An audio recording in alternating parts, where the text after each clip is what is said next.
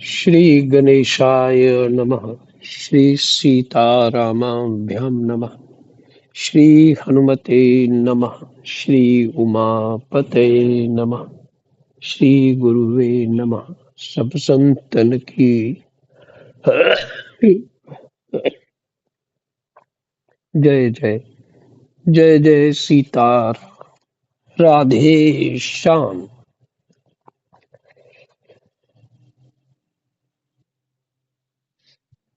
एकादश स्कंद, सातवां अध्याय, श्लोक नंबर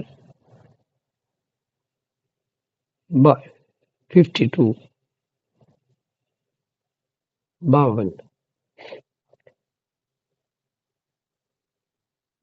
कृष्णाय वासुदेवाय हरे परमात्मने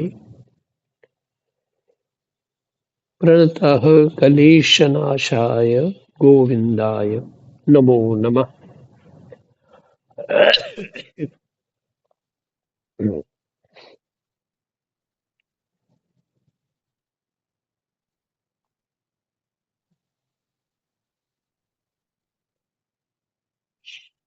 कल आपने सुना,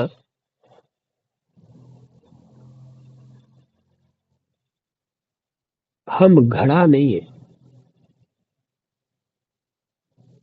हम सूर्य का प्रतिबिंब है, और प्रतिबिंब सब में समान है।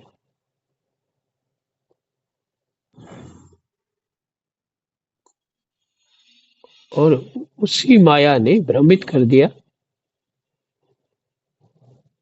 ये भगवान की शक्तियां हैं। विद्या अविद्या, जगत रचने के लिए अविद्या ही चाहिए।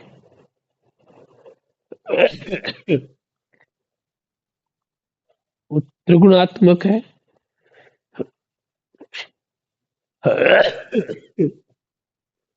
तो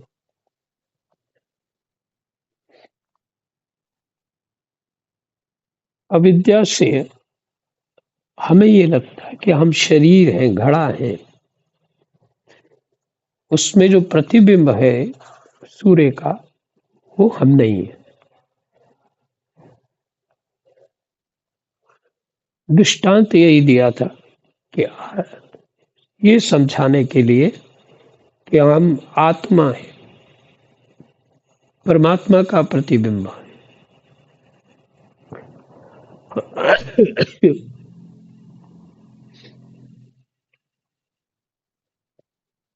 पर हम मान बैठे हैं हम शरीर है।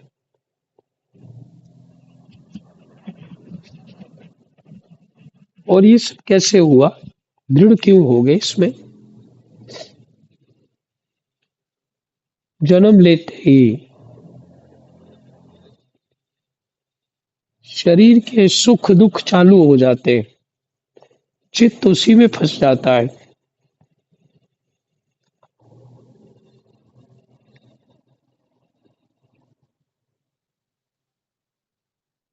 और जितनी भी शिक्षा मिलती है वो शरीर के निर्वाह के लिए मिलती है, शरीर की सुरक्षा के लिए मिलती है, शरीर के व्यवहार के लिए मिलती है।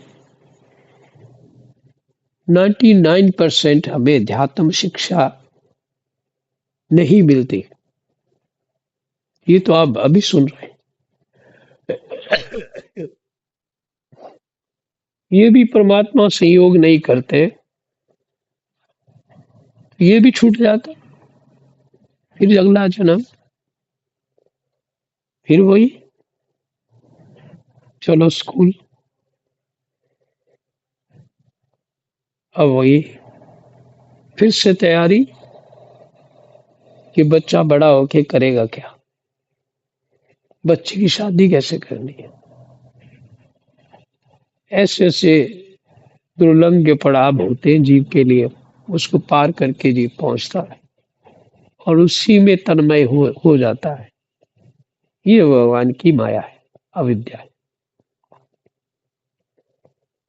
तो उसी में रचा बचा रहता है, उसको होश कहाँ आएगा उसको।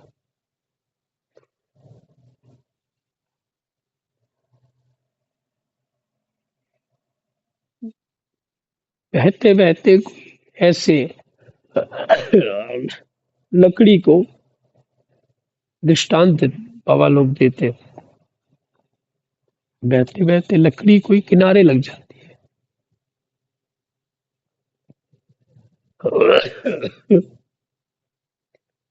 वो लकड़ी किसी ने लगाया नहीं, वो पानी के बहाव से ही कुछ ऐसे संयोग बन गया, वो किनारे लग जाती। सत्संग की भी यही स्थिति है। और सुनने पे समझ नहीं आए तो और भी गड़बड़ है। हाथ तो वस्तु लगी और उसका मूल्य पता नहीं। छोड़ ही दोगे, गंभीरता से पकड़ोगे नहीं।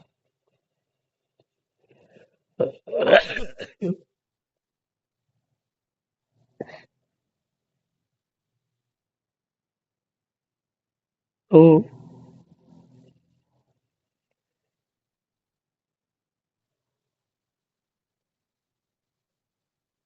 हम आत्मा है, परमात्मा के अंश हैं। सिर्फ कहने की बात है कि अंश है। ये सब वाणी से ऐसे ही कहा जाता है समझाने के लिए, क्योंकि भक्ति में जीव भाव जो स्थापित होता है, तो फिर दो हुए बिना सेवा पूजा भी नहीं हो सकती। तो ये तो उसको दृढ़ भाव होता है कि मैं प्रभु का हूं, मैं उनका सेवक हूं।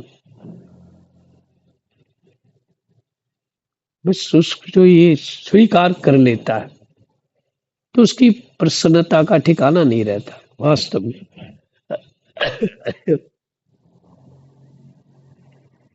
इसलिए जीव है ही परमात्म स्वरूप। आकाश जैसे बट नहीं सकता, आकाश तो व्यापक है, उसी तरह परमात्मा व्यापक है।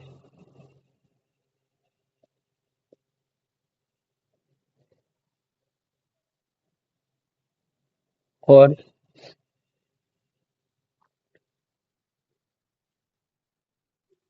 उसी आत्मा ने अविद्या को स्वीकार कहीं से किया और अपना स्वरूप तैयार हो गया, और फिर वो अविद्या के कारण भटकने लगा और कुछ नहीं हुआ। ये भगवान की माया है, लीला है। जब तक इस बात को समझेंगे नहीं और अपने शरीर भाव को त्याग नहीं करेंगे, तब तक शांति नहीं होने वाली है, बात समझ में नहीं आने वाली है, प्रसन्नता नहीं होने वाली है।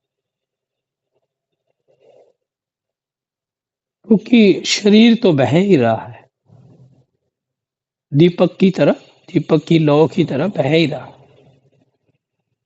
वो जलता जा रहा है तो ये खत्म हो जाएगा।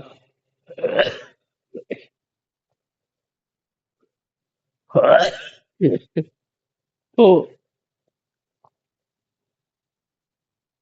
शरीर के को अपना मान लेना, ये तो गलती है।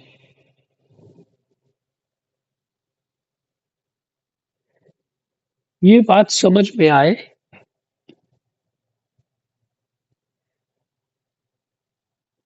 समझ आना कठिन है। बार बार उसके विषय में बात करोगे तब समझ में आएगी, प्रश्न करोगे तब समझ में आएगी। समझ में आएगी। कोई कोई शब्द में बोलने में आधा शब्द ही बोल पाता हूँ, तो बाकी रफू आप लगा लेना क्या बोला है।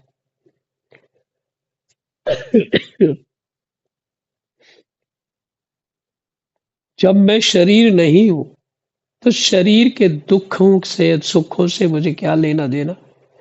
मुझे वैराग्य और अविद्या से क्या प्रयोजन? क्योंकि मैं तो आत्मा हूं। मुझे वैराग्य करने की क्या आवश्यकता है? क्योंकि मैं शरीर ही नहीं हूं। मैं सच्चित आनंद हूं। स्वतः ही वैराग्य हो जाएगा कि मैं हूं ही नहीं। मुझे ये सारी आवश्यकताएं शरीर की है, मेरी नहीं है।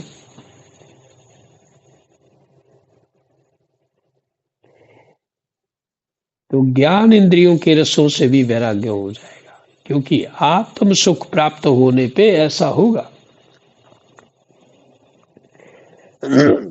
बड़े सरल उपाय है। भगवान के गुणानुवाद को सुनते रहिए, पढ़ते रहिए। गीता, रामायण, भागवत, जहां तक पहुंच है, जितनी समझ है उसके अनुसार ग्रंथ पढ़िए। फिर किसी से पूछिए कि मुझे ये समझ ठीक आ रहा है कि नहीं आ रहा।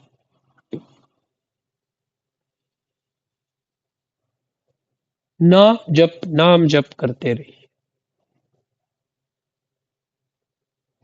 और भगवान से बातें करते रहिए। आज मैंने एक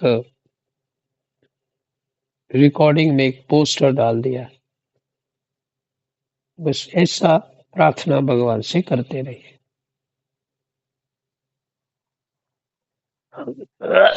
भगवान जी सुनते हैं।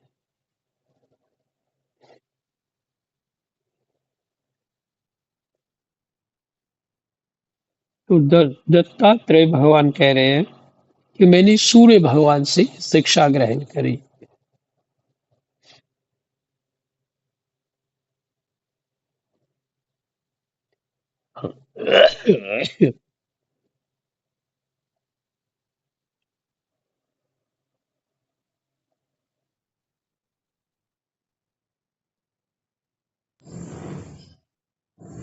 श्लोक नंबर 51 ही पढ़ रहा हूं पहले। स्थूल बुद्धि पुरुषों को जल के विभिन्न पात्रों में प्रतिबिंबित हुआ सूर्य उन्हीं में प्रविष्ट सा होकर भिन्न भिन्न दिखाई पड़ता है,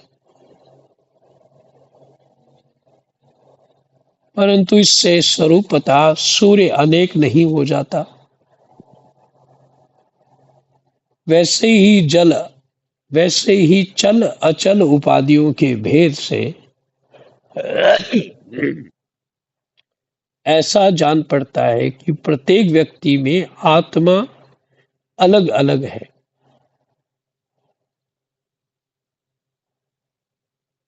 ऐसा मालूम पड़ता है, परंतु जिनको ऐसा मालूम होता है, पड़ता है, उनकी बुद्धि मोटी है।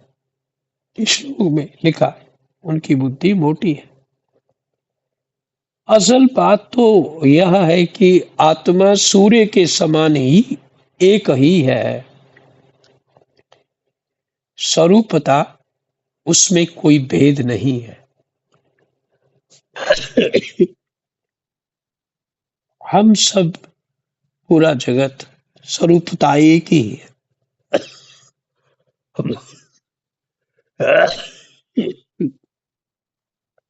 आत्मा रूप से भी एक ही है, इंद्रियों के रूप से भी एक ही है, गुणों के रूप से भी एक ही है, पांच तत्वों के रूप से एक ही है। सब में वही है। बुद्धि के रूप में भी एक ही है। कोई ऐसी वस्तु नहीं है जिससे आपकी आपका शरीर अलग बना हो और मेरा अलग बना हो। ऐसी कोई वस्तु नहीं। जो आपके शरीर में सामग्री है वही मेरे में सामग्री है।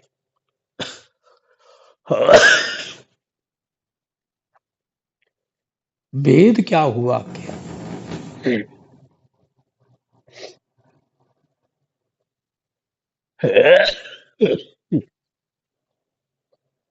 थोड़ा सा ज्ञान का भेद हुआ।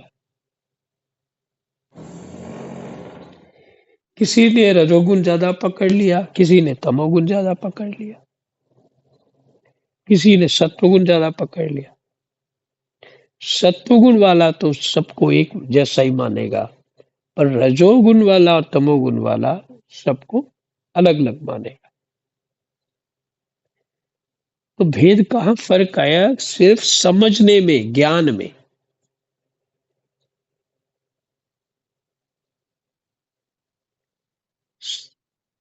बाकी सब कुछ समझने में। और वो इसलिए देखिए, भागवत जी धुंधकारी ने सुना और कल्याण हो गया। पाप काटने के लिए कोई शीर्षासन नहीं करना पड़ा, तीर्थों में नहीं जाना पड़ा, तपस्या ही नहीं करनी पड़ी। भगवान जी का गुना अनुवाद सुना और भगवान रूप हो गया।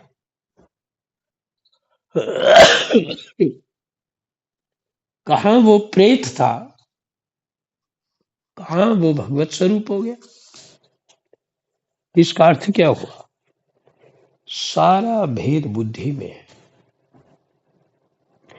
और भेद बुद्धि ही बना सकती है, जड़ वस्तुएं दूसरी नहीं बना सकती।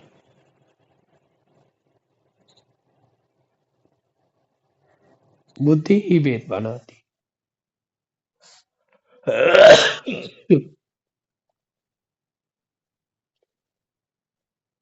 इसलिए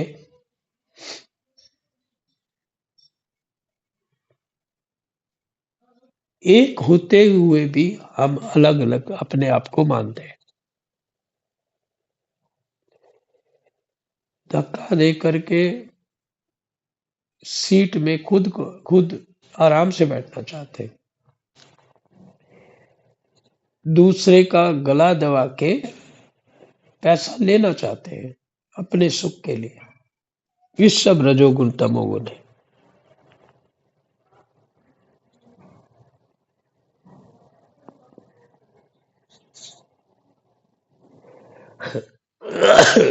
और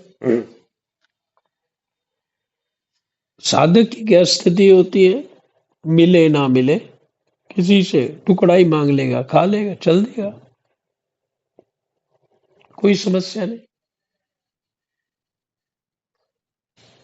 और वैसे भी प्रारब्ध तो उसके साथ है ही, कहीं नहीं सही कहीं से तो मिलना ही है उसको।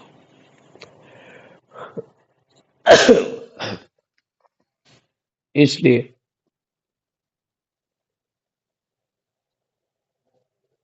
एक होते हुए भी हम अनेक बने हुए हैं।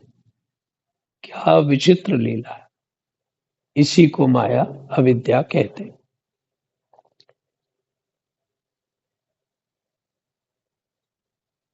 राजन, कहीं किसी के साथ अत्यंत स्नेह अथवा आसक्ति ना करनी चाहिए,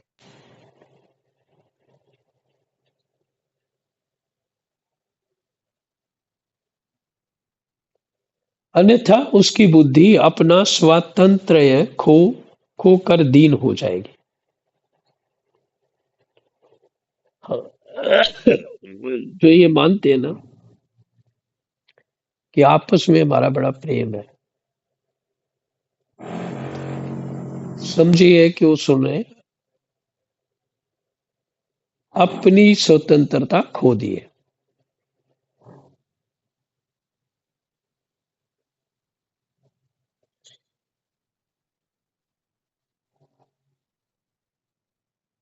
प्रेम क्यों है? मेरा स्वार्थ उससे पूरा निभता है, उसका मेरे से निभता है, यही प्रेम है। वो हमें केयर ना करे तो हमारा प्रेम खत्म। तो प्रेम थोड़ी हुआ, स्वार्थ है ये।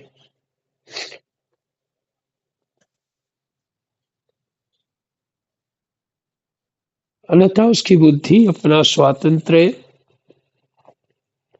खोकर दीन हो जाएगी, और उसे कबूतर की तरह अत्यंत कलेश उठाना पड़ेगा।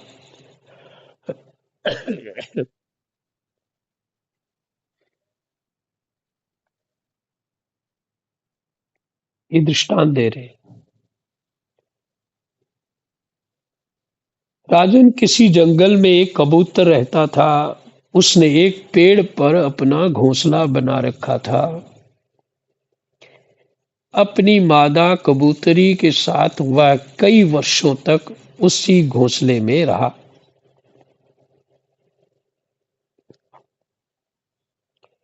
उस कबूतर के जोड़े के हृदय में निरंतर एक दूसरे के प्रति स्नेह की वृद्धि होती जाती थी।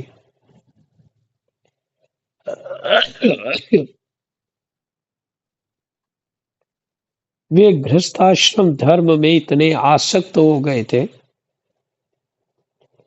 कि उन्होंने एक दूसरे की दृष्टि से दृष्टि, अंग से अंग और बुद्धि से बुद्धि को बांध रखा था।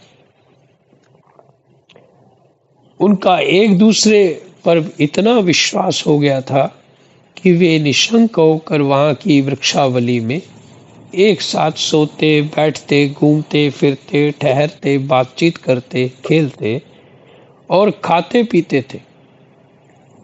राजन, कबूतरी पर कबूतर का इतना प्रेम था कि वह जो कुछ चाहती, कबूतर बड़े से बड़ा कष्ट उठाकर उसकी कामना पूर्ण करता।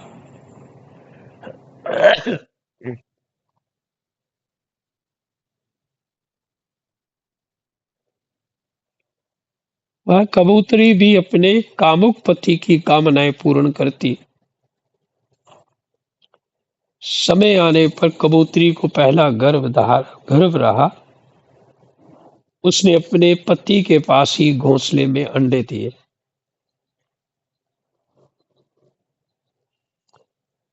भगवान की अचिंत्य शक्ति से समय आने पर वे अंडे फूट गए और उनमें से हाथ पैर वाले बच्चे निकल आए।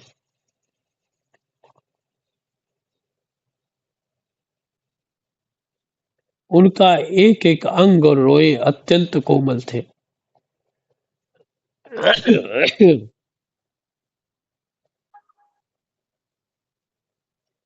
अब उन कबूतर कबूतरी की आंखें अपने बच्चों पर लग गई। वे बड़े प्रेम और आनंद से अपने बच्चों का लालन पालन, लाड प्यार करते और उनकी मीठी बोली, उनकी गुटरगू सुन सुन कर आनंद मग्न हो जाते।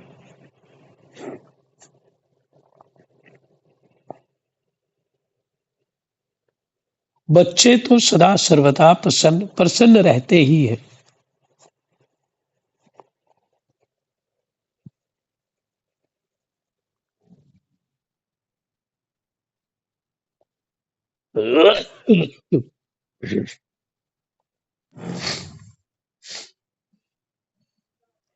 वे सब अपने सुकुमार पंखों से माँ बाप का स्पर्श करते, कूजते, भोली भाली चेष्टाएं करते और फुदक फुदक कर अपने माँ बाप के पास दौड़ आते।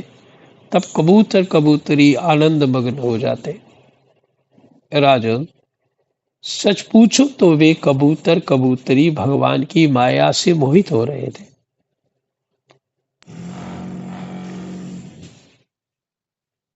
इसी को हम बड़ी नाइस स्टैब्लिशमेंट मानते हैं। नहीं, हमारा जीवन कितना सुंदर सुखी है। और इसी को ज्ञानी लोग क्या मानते हैं? भगवान की माया से मोहित हो रहे थे।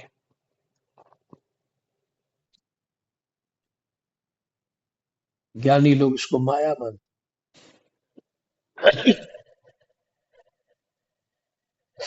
उनका हृदय एक दूसरे के स्नेह बंधन से बंध रहा था। वे अपने नन्हे नन्हे बच्चों के पालन पोषण में इतने व्यग्र रहते थे कि उन्हें दीन दुनिया, लोक परलोक की याद ही ना आती। ऐसे ही होता है।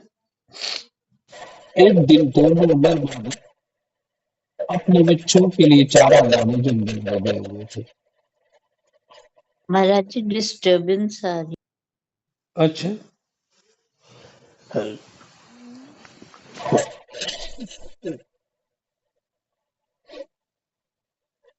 हाँ जी, बीवी।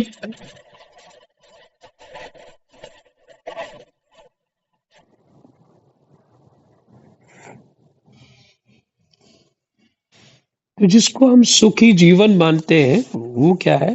भगवान की माया ने मोहित कर दिया हमको।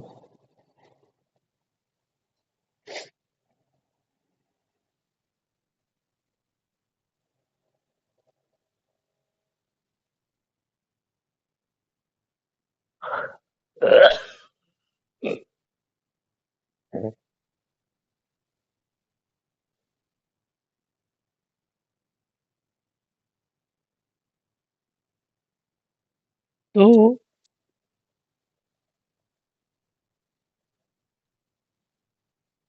एक दिन दोनों नर मादा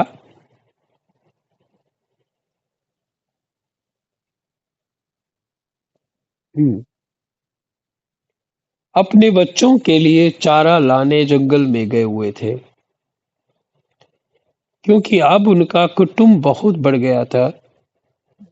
वे चारे के लिए चिरकाल तक जंगल में चारों ओर विचरते रहे। इधर एक बहेलिया घूमता घूमता संयोगवश उनके घोंसले की ओर आ निकला। उसने देखा कि घोंसले के आसपास कबूतर के बच्चे फुदक रहे हैं।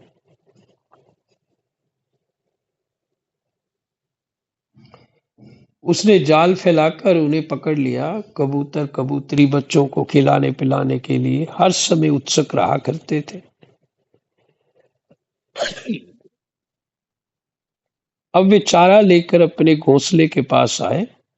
कबूतरी ने देखा कि उसके नन्हे नन्हे बच्चे, उनके हृदय के टुकड़े जाल में फंसे हुए हैं और दुख से चें चें कर रहे हैं।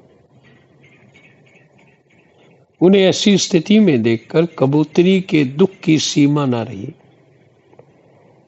वह रोती चिल्लाती उनके पास दौड़ आई।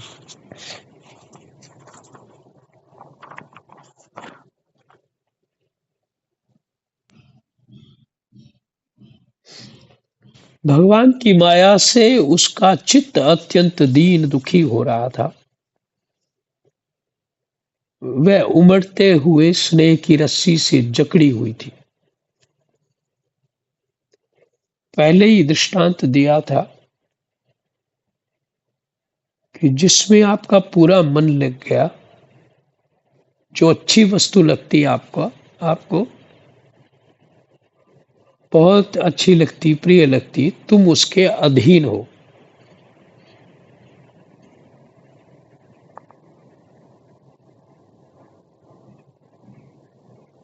तो भगवान की माया से उसका चित्त अत्यंत दीन दुखी हो रहा था। वह उमड़ते हुए स्नेह की रस्सी से जकड़ी हुई थी। अपने बच्चों को जाल में फंसा देखकर उसे अपने शरीर की भी सुध बुध ना रही और वह स्वयं ही जाकर जाल में फंस गई।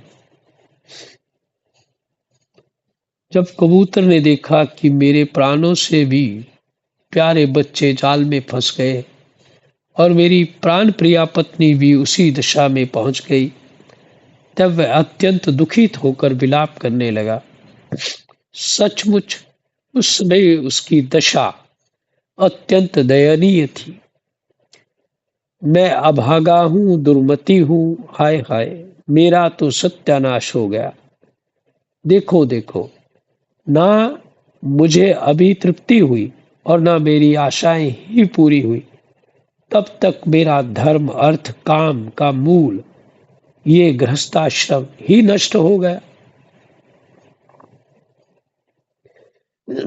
हाय, मेरी प्राण प्यारी मुझे ही अपना इष्ट देव समझती थी।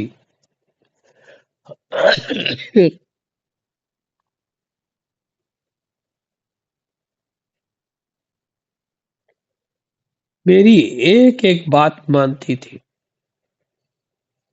मेरे इशारे पर नाचती थी, सब तरह से मेरे योग्य थी।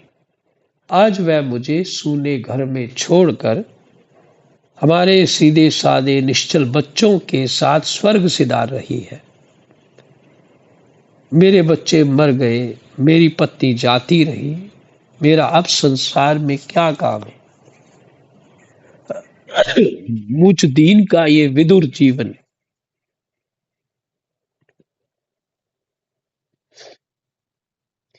बिना गृहिणी का जीवन, क्या कौन सा जीवन है? बिना गृहिणी के विदुर जीवन, जलन का व्यथा का जीवन है।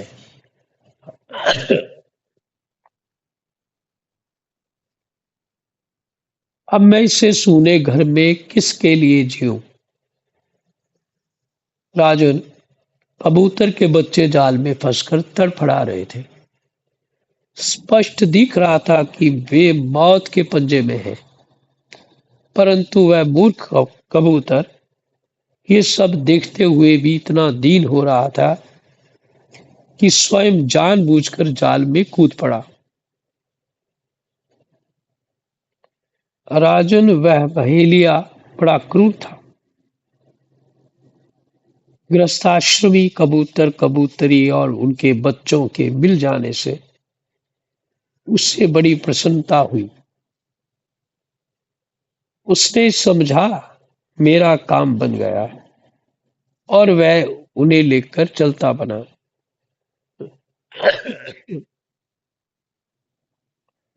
जो कुटुंबी हैं, विषयों और लोगों के संग साथ में ही जिसे सुख मिलता है,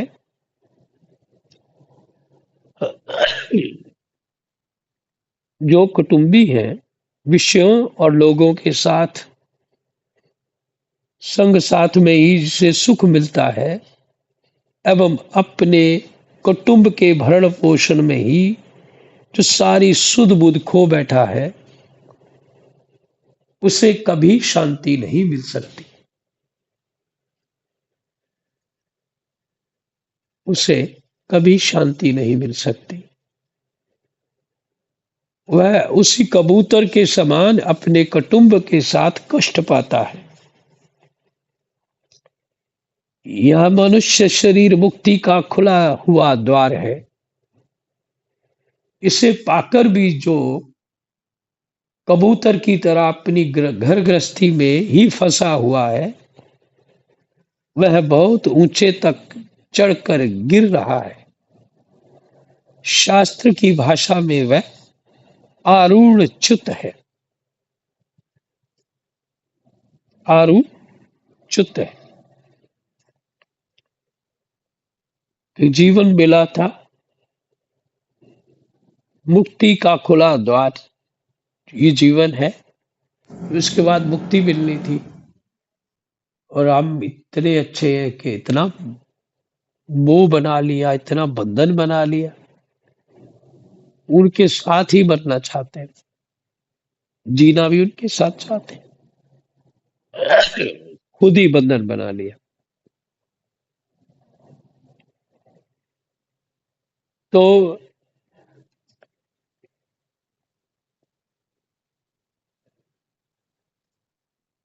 सार बात है, जीवन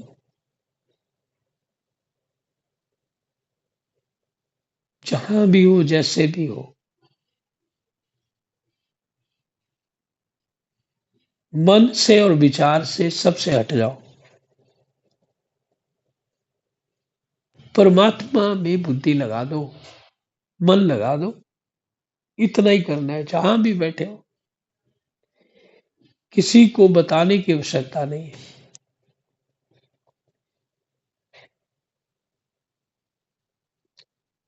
अपना मन भगवान में रहे, विचार भगवान का होता रहे, इसके अतिरिक्त किसी दूसरों की चिंता में ना पड़े, फिर वो बंधन बन गया, मोह हो गया।